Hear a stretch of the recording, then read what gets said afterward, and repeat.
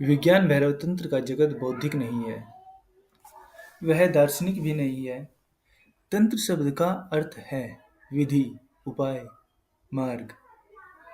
इसलिए यह एक वैज्ञानिक ग्रंथ है। विज्ञान क्यों की नहीं, कैसे की फिक्र करता है। दर्शन और विज्ञान में यही बुनियादी भेद है। दर्शन पूछता है यह अस्तित्व क्यों है, और विज्ञान पूछता है यह अस्तित्व कैसे है। जब तुम कैसे का प्रश्न पूछते हो तब उपाय, विधि महत्वपूर्ण हो जाती है, तब सिद्धांत व्यर्थ हो जाता है, अनुभव केंद्र बन जाता है। विज्ञान का मतलब है चेतना है, और भैरव विशेष शब्द है, तांत्रिक शब्द, जो पारगामी के लिए कहा जाता है। इसीलिए शिव को भैरव कहते हैं और देवी को भैरवी, वे जो समस्त द्वैत के पार चले जाते हैं। पार्वती कहती है, आपका सत्यरूप क्या है, यह आपका आश्चर्य भरा जगत क्या है, इसका बीज क्या है, विश्व चक्र की धुरी क्या है। यह चक्र चलता ही जाता है, महापरिवर्तन सतत प्रवाह, इसका मध्य बिंदु क्या है, इसकी धुरी कहाँ है, अचल केंद्र कहाँ है। रूपों पर छाए लेकिन रूप के परे यह जीवन क्या है। देश और काल, नाम और प्रलय के परे जाकर हम इसमें कैसे पूर्णतः प्रवेश करें, मेरा संशय निर्मूल करें। लेकिन संशय निर्मूल कैसे होंगे, किसके ऊपर से। क्या कोई उत्तर है जो मन के संशय दूर कर दे। असल में मन ही तो संशय है। जब तक मन नहीं मिटता संशय निर्मूल कैसे होंगे। शिव उत्तर देंगे, उनके उत्तर में सिर्फ विधियां हैं, सबसे पुरानी, सबसे प्राचीन विधियां। लेकिन तुम उन्हें अत्याधुनिक भी कह सकते हो, क्योंकि उनमें जोड़ा नहीं जा सकता। वे पूर्ण हैं, 112 विधियां, उनमें सभी संभावनाओं का समावेश है।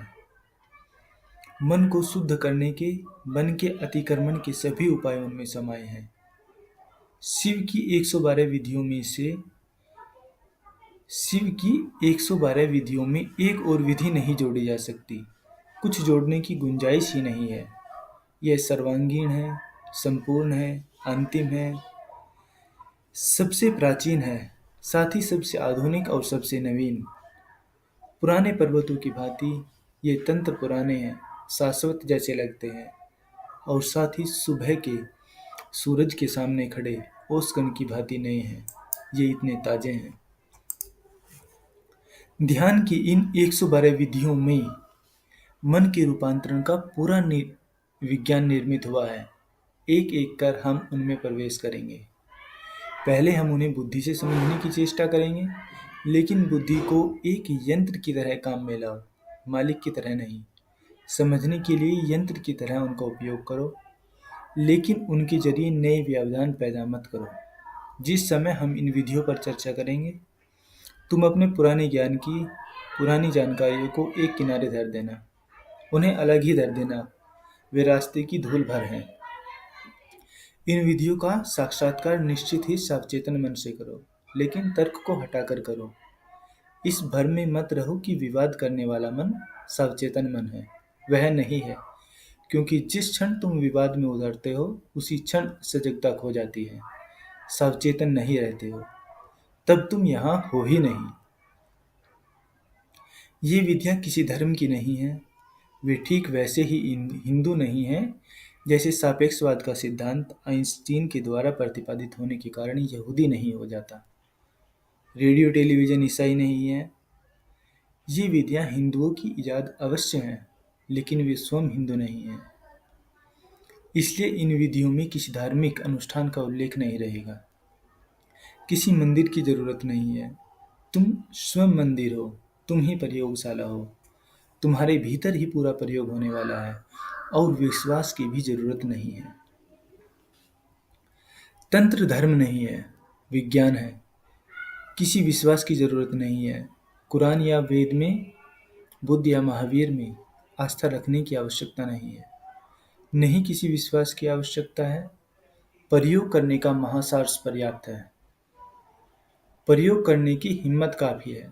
एक मुसलमान भी प्रयोग कर सकता है, तो वह कुरान के गहरे अर्थों को उपलब्ध हो जाएगा। एक हिंदू अभ्यास कर सकता है, वह पहली दफा जानेगा कि वेद क्या है।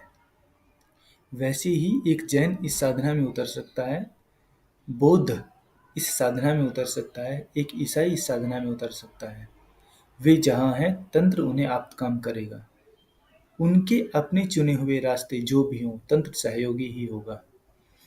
यही कारण है कि जनसाधारण के लिए तंत्र नहीं समझा गया, और यह सदा होता है। जब तुम किसी चीज को नहीं समझते हो तो उसे गलत जरूर समझते हो, क्योंकि तब तुम्हें लगता है कि समझते जरूर हो। तुम रिक्त स्थान में बने रहने को राजी नहीं हो। दूसरी बात, जब तुम किसी चीज को नहीं समझते हो, तुम उसे गाली देने लगते हो। यह इसलिए कि यह तुम्हें अपमानजनक लगता है। तुम सोचते हो मैं और नहीं समझूं, यह असंभव है। इस चीज के साथ ही कुछ भूल होगी, और तब तुम गाली देने लगते हो। तब तुम उलझुल बकने लगते हो और कहते हो कि अब ठीक है। इसीलिए तंत्र को नहीं समझा गया और तंत्र को गलत समझा गया। महान राजा भोज ने पवित्र उज्जैन नगरी में तंत्र के विद्यापीठ को ही खत्म कर दिया। 1 लाख तांत्रिक जोड़ों को काट दिया। क्यों? ये क्या है, हमारी समझ में नहीं आता। कुछ सालों पहले वही राजा विक्रमादित्य ने उन्हीं तांत्रिकों को कितना सम्मान दिया। यह इतना गहरा और ऊंचा था कि यह होना स्वाभाविक था। तीसरी बात की, चूंकि तंत्र द्वैत के पार चला जाता है, इसीलिए उसका दृष्टिकोण अति नैतिक है। कृपया इन शब्दों को समझो: नैतिक, अनैतिक, अति नैतिक। नैतिक क्या है हम समझते हैं, अनैतिक क्या है हम समझते हैं, लेकिन जब कोई चीज अति नैतिक हो जाती है, दोनों के पार चली जाती है, तब उसे समझना कठिन है। तंत्र अति नैतिक है। तंत्र कहता है नैतिकता जरूरी नहीं है, कोई खास नैतिकता जरूरी नहीं है। सच तो यह है कि तुम अनैतिक हो क्योंकि तुम्हारा चित्त अशांत है। इसीलिए तंत्र शर्त नहीं लगाता कि पहले तुम नैतिक बनो, तब तंत्र की साधना कर सकते हो। तंत्र के लिए यह बात ही बेतुकी है। कोई बीमार है, बुखार में है, डॉक्टर आकर कहता है पहले तुम अपना बुखार कम करो, पहले पूरा स्वस्थ हो लो, तब मैं दवा दूंगा।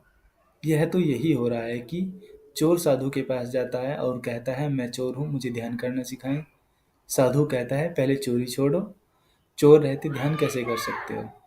एक शराबी आकर कहता है मैं शराब पीता हूँ, मुझे ध्यान बताएं। और साधु कहता है पहली शर्त है शराब छोड़ो, तब ध्यान कर सकोगे। तंत्र तुम्हारी तथाकथित नैतिकता की, तुम्हारे सामाजिक रस्म रिवाज आदि की चिंता नहीं करता। इसका यह अर्थ नहीं है कि तंत्र तुम्हें अनैतिक होने को कहता है, नहीं। तंत्र जब तुम्हारी नैतिकता की ही इतनी परवाह नहीं करता, तो वह तुम्हें अनैतिक होने को नहीं कह सकता। तंत्र तो वैज्ञानिक विधि बताता है कैसे चित्त को बदला जाए, और एक बार चित्त दूसरा हुआ कि तुम्हारा चरित्र दूसरा हो जाएगा। एक बार तुम्हारे ढांचे का आधार बदला, पूरी इमारत ही दूसरी हो जाएगी। इसी अतिनैतिक सुझाव के कारण तंत्र तुम्हारे तथाकथित साधु महात्माओं को बर्दाश्त नहीं हुआ। वे उसके विरोध में खड़े हो गए, क्योंकि अगर तंत्र सफल होता है तो धर्म के नाम पर चलने वाली सारी नासमझी समाप्त हो जाएगी। तंत्र कहता है कि उस अवस्था का नाम भैरव है जब मन नहीं रहता, अमन की अवस्था है, और पहली दफा तुम यथार्थता उससे देखते हो जो है। जब तक मन है तुम अपना ही संसार रचे जाते हो, तुम उसे आरोपित प्रक्षेपित किए जाते हो। इसीलिए पहल तो मन को बदलो और तब मन को अमन में बदलो। और ये 112 विधियां सभी लोगों के काम आ सकती हैं। हो सकता है कोई विशेष उपाय तुम्हें ठीक न पड़े, इसीलिए तो शिव अनेक उपाय बताए चले जाते हैं। कोई एक विधि चुन लो जो तुम्हें जच जाए, और यह जानना कठिन नहीं है कि कौन सी विधि तुम्हें जचती है। हम यहाँ प्रत्येक विधि को समझने की कोशिश करेंगे। तुम अपने लिए वह विधि चुन लो जो कि तुम्हें और तुम्हारे मन को रूपांतरित कर दे। यह समझ, यह बौद्धिक समझ बुनियादी तौर से जरूरी है, लेकिन यह अंत नहीं है। जिस विधि की भी चर्चा मैं यहाँ करूँ, उसको प्रयोग करो। सच में यह है कि जब तुम अपनी सही विधि का प्रयोग करते हो तब झट से उसका तार तुम्हारे किसी तार को लगकर बज उठता है। एक विधि लो, उसके साथ 3 दिन खेलो।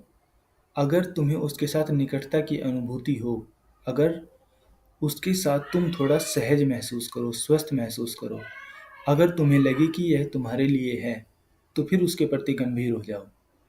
तब दूसरी विधियों को भूल जाओ, उनमें खेलना बंद करो और अपनी विधि के साथ टिको। कम से कम 3 महीने टिको। चमत्कार संभव है, बस इतना होना चाहिए कि वह विधि सचमुच तुम्हारे लिए हो। यदि तुम्हारे लिए नहीं है, तो कुछ नहीं होगा। तब उसके साथ जन्मों जन्मों तक प्रयोग करके भी कुछ नहीं होगा। लेकिन ये 112 विधियां तो समस्त मानव जाति के लिए हैं, और वे उन सभी युगों के लिए हैं जो गुजर गए हैं और जो आने वाले हैं।